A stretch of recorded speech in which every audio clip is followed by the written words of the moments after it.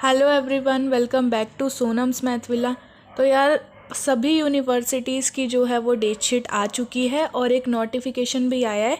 काफ़ी हरियाणा की जितनी भी यूनिवर्सिटीज़ है उसमें से कुछ यूनिवर्सिटीज़ में क्या हुआ है ना कि आपको नोटिफिकेशन दे दिया गया है कि आप कोई 5 क्वेश्चन या कोई 4 क्वेश्चन जो है वो अटैम्प्ट कर सकते हो।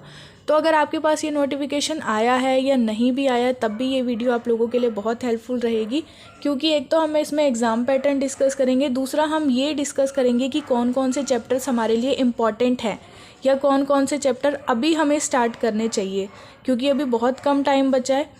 कुछ ही टाइम में जो है वो सभी के एग्ज़ाम स्टार्ट हो रहे हैं। ठीक है, तो आज हम जो बात कर रहे हैं वो 3rd सेमेस्टर वाले बच्चों की बात कर रहे हैं, BA BSc 3rd सेम वालों की। हमारी यहाँ पे 3 बुक्स हैं, स्टैटिक्स, पार्शियल डिफरेंशियल इक्वेशन और एडवांस्ड कैलकुलस। तीनों के इम्पॉर्टेंट चैप्टर के बारे में डिस्कस करेंगे। तो हम स्टार्ट करते हैं स्टैटिक्स से। तो स्क्रीन पे आप लोगों को स्टैटिक्स का सिलेबस जो है वो शो हो रहा होगा।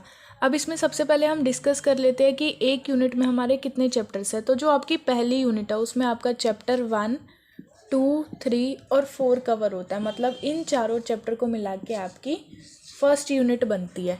ठीक है, अब फर्स्ट यूनिट में हमारे 2 क्वेश्चन आ सकते हैं।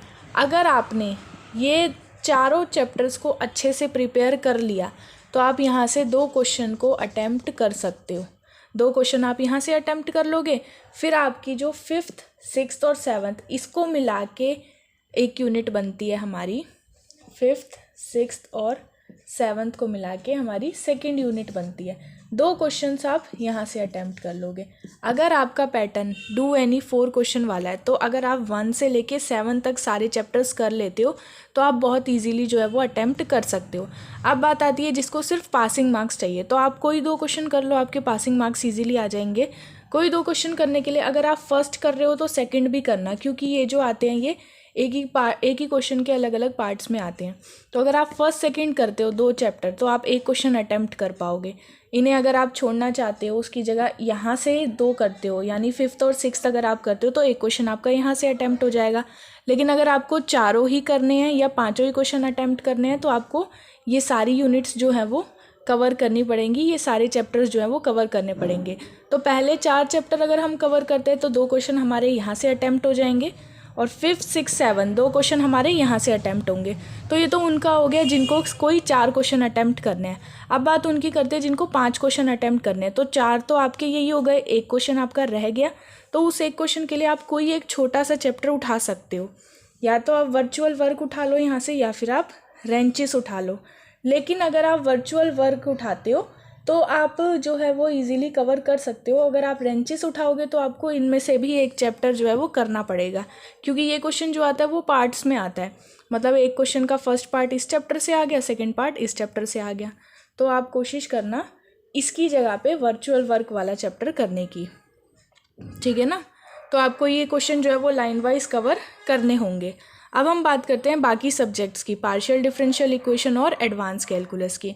तो सबसे पहले पार्शियल डिफरेंशियल इक्वेशन का स्टार्ट करते। तो अब हम बात करते हैं पार्शियल डिफरेंशियल इक्वेशन की। तो सबसे पहला चैप्टर इसमें हमारा है formation of partial differential equation. Second chapter है first order linear partial differential equation और first order non linear partial differential equation. तो ये जो इंट्रोडक्शन है पार्शियल डिफरेंशियल इक्वेशन का, इन तीनों यूनिट्स को मिला के इन तीनों चैप्टर्स को मिला के हमारी जो है वो एक यूनिट फॉर्म होती है। तो अगर आप ये 3 कर लेते हो तो आप यहाँ से 2 क्वेश्चंस को जो है वो अटेम्प्ट कर पाओगे।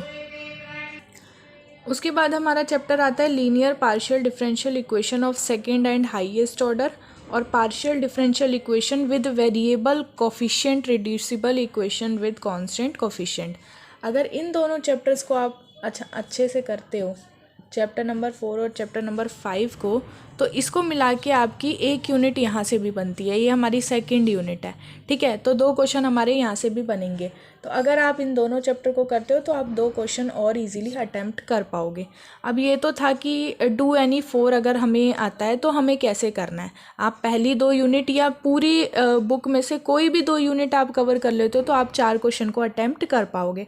अब बात आती है जिनका डू एनी 5 वाला प्रोसीजर है वो लोग क्या करेंगे। तो उन लोगों के लिए जिनके लिए डू एनी 5 वाला प्रोसीजर है, एक तो आप कोई 2 यूनिट कर लो ताकि आप 4 क्वेश्चन तो अपने अटेम्प्ट कर पाओ, प्लस एक कोई छोटा सा चैप्टर कर लो जो कि आपको ईजी लगे।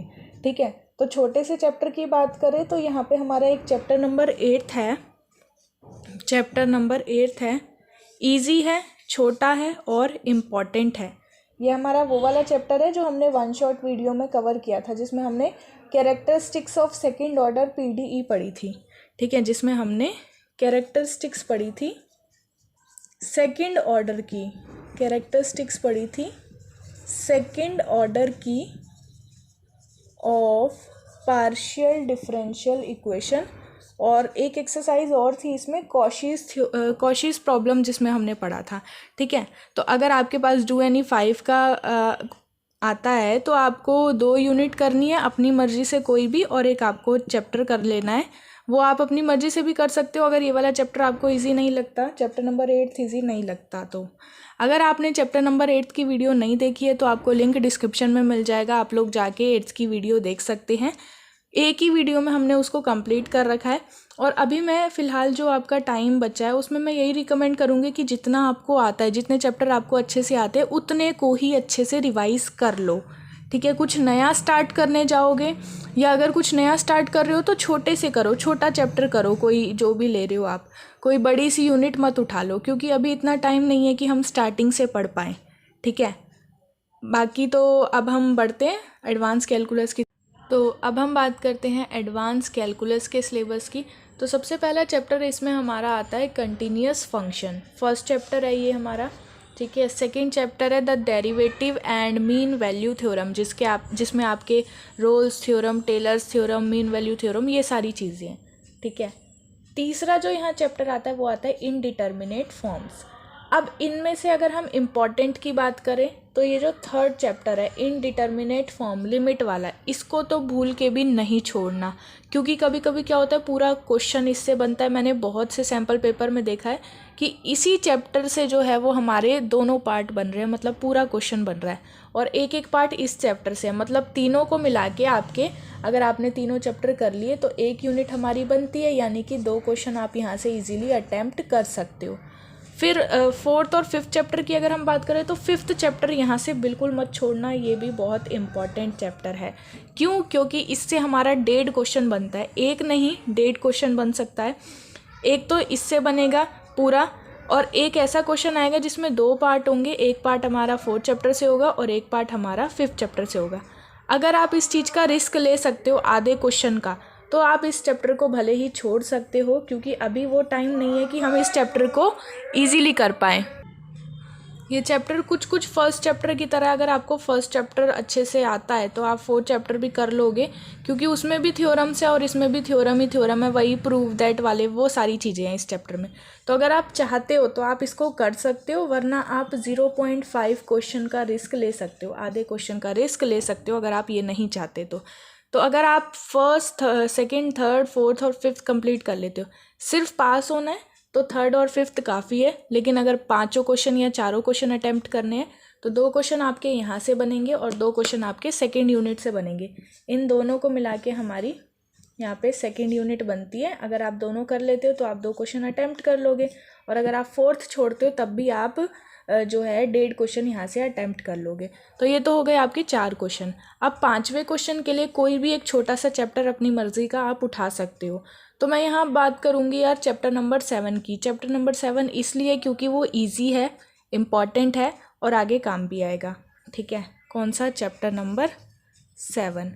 चैप्टर नंबर 7 को हमने 1 शॉट वीडियो में जो है वो क्लियर किया है। उसमें हमने मैक्सिमा और मिनिमा पढ़ा था, मैक्सिमा और मिनिमा के क्वेश्चन जो है वो सॉल्व करे थे।